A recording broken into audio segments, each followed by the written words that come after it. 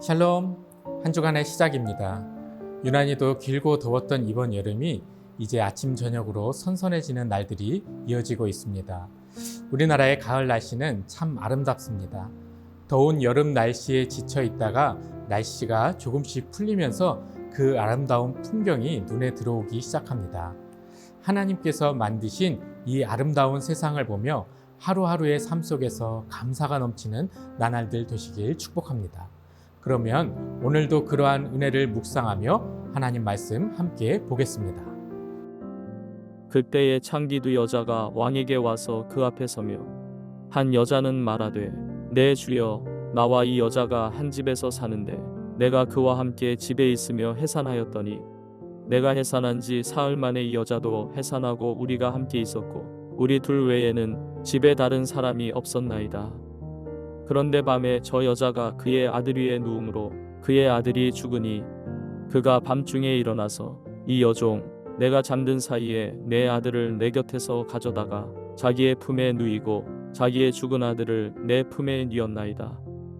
아침에 내가 내 아들을 전 먹이려고 일어나 본즉 죽었기로 내가 아침에 자세히 보니 내가 낳은 아들이 아니더이다 하매 다른 여자는 이르되 아니라 산 것은 내 아들이요 죽은 것은 내 아들이라 하고 이 여자는 이르되 아니라 죽은 것이 내 아들이요 산 것이 내 아들이라 하며 왕 앞에서 그와 같이 쟁론하는지라. 오늘 본문은 믿음이 없는 비그리스도인들도 알 정도로 많이 알려져 있는 이야기입니다. 솔로몬의 지혜를 알 수 있는 판결로 솔로몬이 1000번제를 드린 후 꿈에서 하나님께 지혜를 구한 후 바로 이어지는 이야기입니다. 어린 나이에 왕이 된 솔로몬은 하나님께서 아버지 다윗을 통해 이루신 큰 나라를 다스릴 자신이 없었습니다. 그 두려움과 불안 가운데 1000번제를 드리고 하나님께 구한 것이 지혜였고 열왕기상 3장 9절에서는 듣는 마음으로 표현하고 있습니다. 솔로몬은 무엇보다 선악을 분별하는 일에 있어 하나님의 말씀을 듣기 원했습니다. 하나님께서 세상을 창조하시며 인간에게 세상을 다스릴 수 있는 모든 권한을 위임하셨습니다. 그런데 에덴 동산에서 선악과를 따먹지 말라는 단 하나의 금지 명령을 하셨습니다. 그것은 선악을 분별할 수 있는 권한은 오직 하나님께만 있음을 의미했습니다. 그런데 아담과 하와는 그 명령을 어기게 됐고 인간에게 죄가 들어오게 됩니다.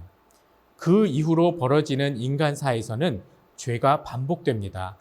노아 시대에 대홍수 사건이 있고 그 후에 바벨탑 사건, 출애굽 광야 시대에서의 불평과 불만, 가나안 정복 전쟁을 하고 사사 시대에 이르러서는 자기 소견에 옳은 대로 살아가게 됩니다.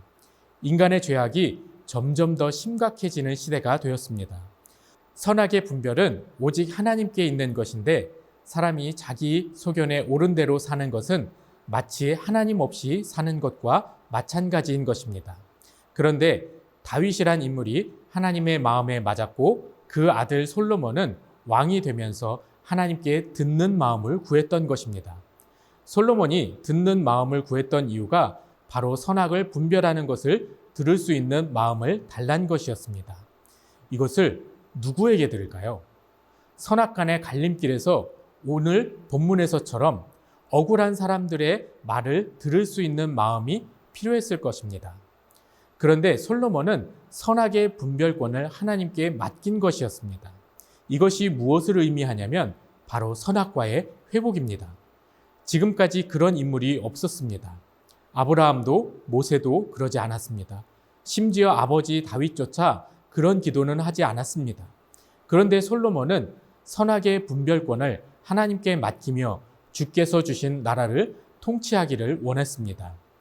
에덴 동산에서의 선악과를 원래 의도대로 회복시키는 솔로몬의 마음에 감동한 하나님은 그에게 지혜뿐만 아니라 부귀, 영광, 권력까지도 주신 것이었습니다. 그리고 이어지는 본문이 오늘 솔로몬의 재판 내용입니다. 두 여인이 한 집에 사는데 며칠 상간으로 두 여인 모두 아들을 출산합니다. 그런데 그중 한 여인이 자다가 아들 위에 누워 아들이 그만 죽고 맙니다.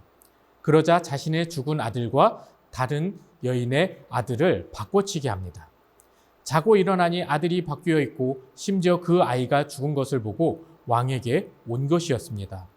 오늘날처럼 DNA 검사를 할 수도 없고 증인도 없습니다.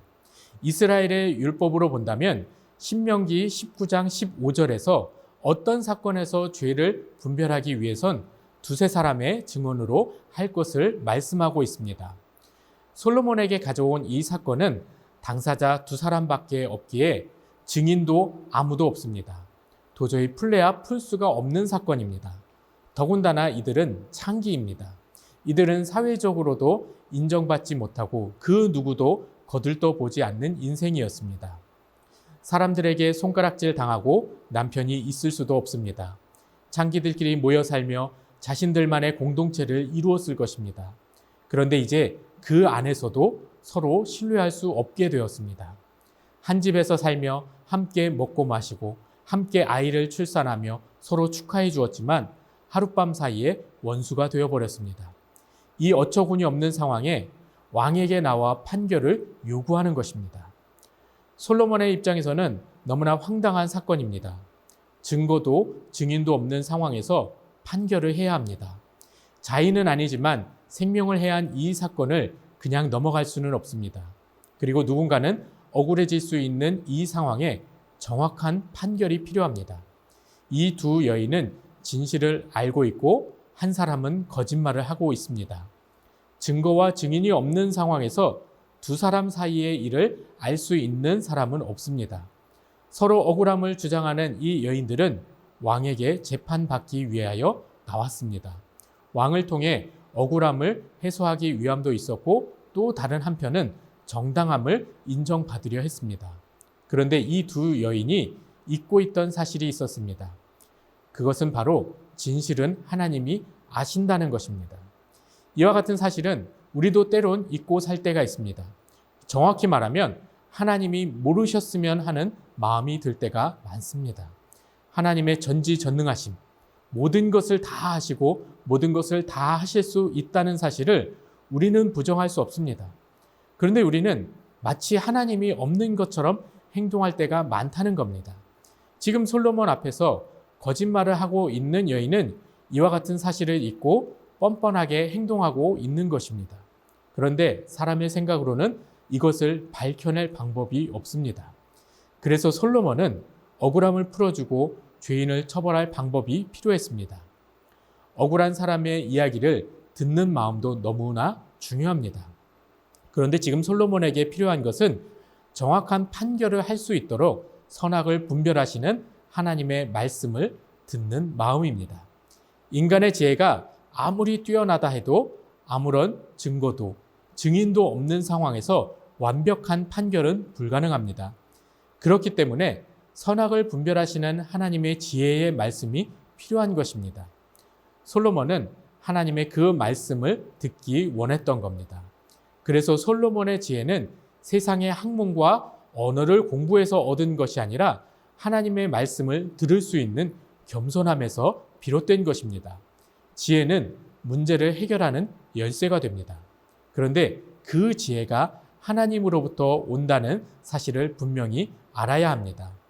야고보서 1장 5절에서 누구든지 지혜가 부족하거든 모든 사람에게 후히 주시고 꾸짖지 아니하시는 하나님께 구하라. 그리하면 주시리라고 말씀하고 있습니다. 솔로몬이 하나님께 구했던 듣는 마음은 일청번제를 드린 직후에만 구했던 것이 아니었을 겁니다. 아무런 해결 방법이 보이지 않고 도와줄 증인도 증거도 없는 이 상황에서 솔로몬은 또다시 하나님의 말씀을 들을 수 있는 마음을 구하며 지혜를 간구했던 것입니다.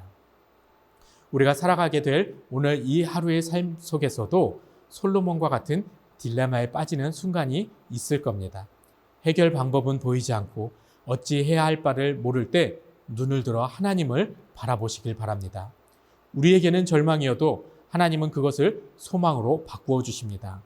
오늘 이 하루 하나님께서 하시는 말씀을 듣는 마음을 달라고 기도하는 소망의 한 날 되시길 주님의 이름으로 축복합니다.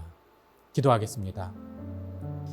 사랑이 많으신 하나님 아버지, 오늘도 귀한 한 날을 허락해 주시니 감사합니다. 우리가 삶을 살아가면서 참 막막하고 절망 가운데 빠질 때 있습니다. 어디로 가야 할지 길이 보이지 않을 때도 있습니다. 그런데 그 길 가운데에 주님께서 함께 하고 계시고 우리와 함께 걷고 계심을 우리가 믿음으로 고백하며 나아갑니다. 주님께서 우리의 길을 인도하여 주시고 우리는 그 길을 뒤따르고 순종하길 간절히 원합니다.